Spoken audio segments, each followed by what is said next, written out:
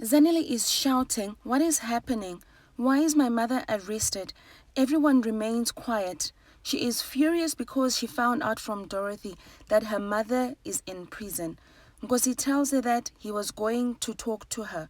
Zanele tells them that she took the first flight because no one was answering their phones.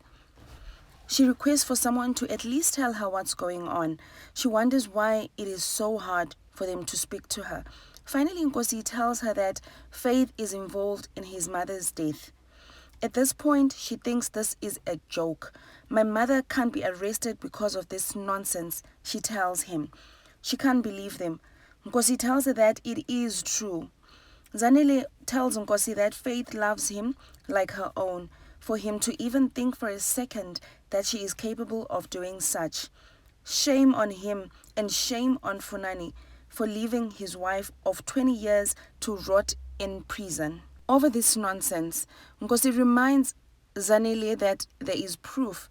Zanele rubbishes him, telling him that the same way Baba had proof for Dorothy, that Dorothy stole from them and locked her up too. Nkosi tries to make her understand, but to no avail. She tells her father, Funani, that he is not always right. She wants an explanation to this. She says this walking away from the room. This is difficult for everyone. Zanele walks into her room and finds Mampo, and she fumes, surprised that Mampo is still in their house. She can't believe it. She asks her to get out of her room immediately. She continues to yell at Mampo, who picks up the baby and shows her. Baby Busi silences Zanele. Immediately, she is touched to see her niece. She quickly stretches her hands to take the baby. Zanele plays with Busi, calling her all sorts of beautiful names. Isaac tells Mulifa that Ria said she will never forgive him and that she never wants to hear from him again. Mulifa tries to comfort him, telling him that some things take time. Isaac is worried that with Ria, that once she says something, she doesn't change her mind so easily. "It's over. My family wants nothing to do with me," he tells Mulife. Isaac asked Benjamin to bring Mulife to see him. He tells him that it's time for him to step up. It's time for him to look after everyone. All he has done his whole life is to look out for himself. He also tells him that he brought him there to make sure that he understands where his responsibilities lie. He is the man of the house now. They are going to need him to take care of them. Ria, Kiletso, and Ona.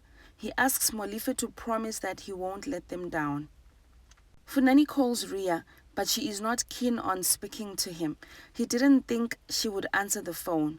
"I am sure you have had enough time to digest everything that's happening," Funani asks Ria.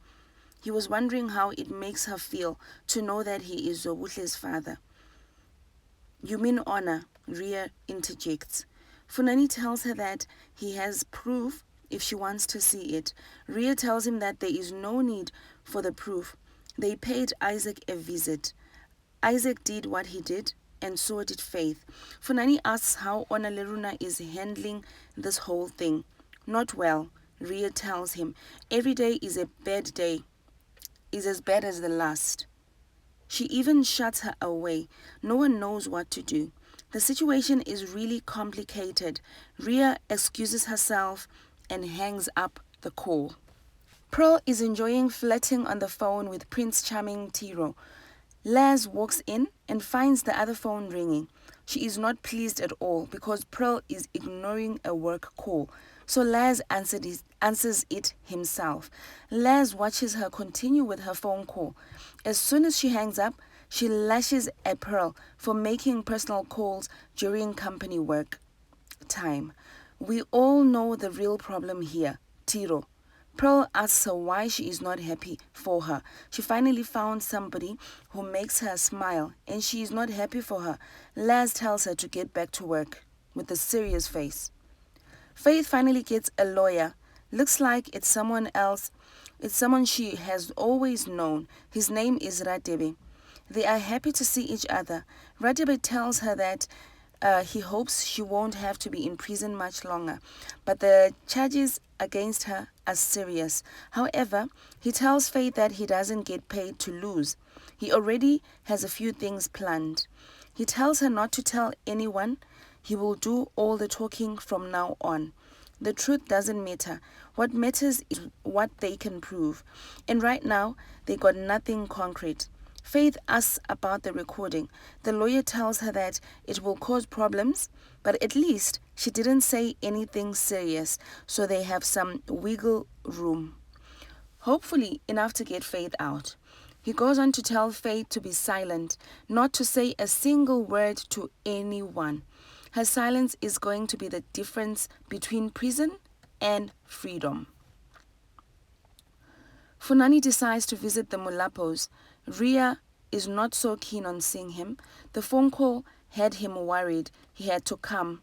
If I wanted you to come, I would have asked you to come, Ria tells Funani, who believes that Zolbuhle needs him. She is suffering. She is confused. She needs her father. Funani asks Ria what must be done now. Will she allow him to see her? She is his daughter after all. Nkosi and Zanele both can't stop admiring baby Wusi. She is perfect, Zanele tells Nkosi. Nkosi asks her why she is sounding so surprised. Zanele teases and tells Nkosi that she is half psycho. Wusi is half psycho. Nkosi tells her to behave because that's the mother of his child at the end of the day. Zanele is shocked at this reaction from Nkosi. I leave for London for a month or two. I come back, this whole house is upside down. Mampo has taken my room, Nkosi taking her side. Dad and Mom, it's a lot. It's wild out there. The Nkosi I know was never a Mampo fan. And Dad arresting Mom? She asks Nkosi.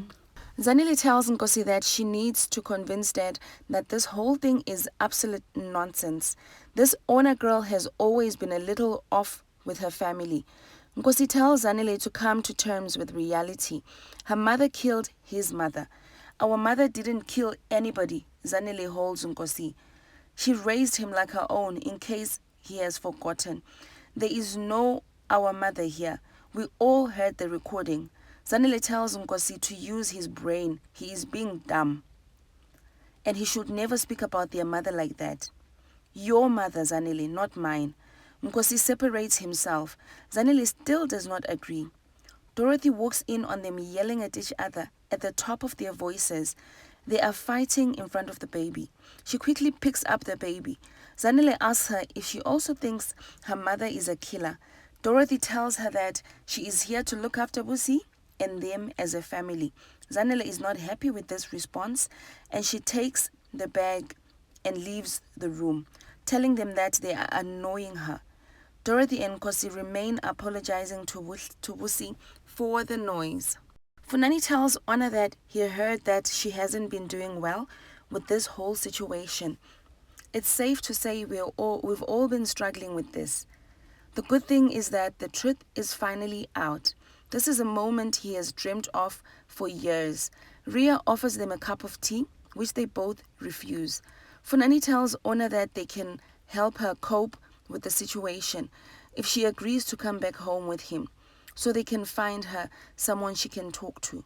Ona turns to Ria with worry and asks her if that's what she wants. Of course not. I didn't invite Mr. Zwide. Don't you think it's a little early for that? She asks them. Mr. Zwide tells them that he doesn't mean to be forward. He thinks him and Ona have a lot to talk about and assumes Ona as well has a lot of questions, things she's worried about. Ria thanks Mr. Zwide for his offer, telling him that they'll be okay. Mrs. Molapo, I understand your hesitation, but you can see that Ona is not coping on her own. Ona interjects Mr. Zwide and tells him that she is fine. No, you're not okay, my child, Mr. Zwide insists. All I'm trying to do for you is find someone you can talk to about your situation. By what? Taking her away from her family, Ria adds. Mr. Zwide tells Ria that he didn't come to fight with her. Ona needs to be with her family right now. Ria interjects and the two continue exchanging words. Mr. Zwide tells Ria that Ona is his daughter and he's concerned about her. Clearly, Ona can't stand this anymore. The talks about her are too much for her right now. Taking her from her family like this, but Mr. Zwide insists it is not taking her away. What will it help? They continue to throw words at each other, with Ria concluding that Ona will stay with her. Mr. Zwide concluded that she will stay where she wants. This is a lot for Ona. She stops them from shouting and tells them she needs some space. She says this, excusing herself. She stands up and she storms out. They try to stop her, but this doesn't work. She still walks out, telling them she is okay. Laz has an appointment with Tiro. He was late because Pearl seems to be the center of his world at the moment. Exactly what Laz wants to talk to him about.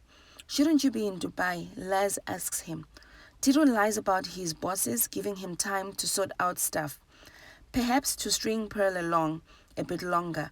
Tiro suggests they can have a long-distance relationship. And that's nonsense. Laz stops him. Maybe telling Pearl the truth, how Tiro came into her life, will get this thing over and done with. This will definitely upset her. Tiro stops Laz from doing this, citing he is a good friend to her. Laz doesn't trust him. Tiro insists that they have something special. He asks Laz to keep the lie going for a couple of days so that he can spend time with Pearl, the little time he has left. Laz doesn't like this, but it's her first time seeing Pearl this happy when she is with him. Laz agrees to keep the secret until Tiro goes to Dubai, but gives Tiro conditions. If he hurts her in any way, all hell will break loose. Zanele visits her mother in jail. Faith starts crying, and this really breaks Zanele's heart. What makes it worse is that no physical contact is allowed, so the hug is cut short. Zanele asks her what's going on. It's been rough. Faith says this with tears in her eyes. She thanks Zanele for visiting her. It means a lot to her. Zanele tells her that she is here for her and she is trying to save her from this family that has crazy evidence against her. Faith tells her that silence is her best defense. She wants to get out of jail. But because Zanele is her child, she decides to tell her the truth. I'm innocent, Faith tells Zanele with confidence. The things she said on the recording, she was trying to play along with Isaac because he is dangerous. He is crazy. She wanted him to get off her back. But it backfired on her. Zanele got her to swear that she was speaking the truth, and she did. She asked Zanele to promise that she believes her. Do you trust me? She asks her. I do, Zanele confirms. Ria tells Molifa that Funani asked Ona to go home with him. Ona already has a home, but clearly he doesn't believe they can handle this situation. They comfort each other, and Molifa promises to sort everything out. Things are going to be fine. Kileto runs in shouting, Ona, Ona, she ran away or something. She ran away. Guys, Ona can't take it anymore. She decides to leave the house. She decides to run away from everybody and everything. It's getting heated. It's getting very crazy at the Molapo's house and the Zwides. You don't want to miss a single episode, guys, of what's coming ahead. If it's your first time, remember to subscribe to my channel so that you don't miss anything. Thank you for watching, and remember to give my video a thumbs up, like my video. That will help me to continue posting more and more.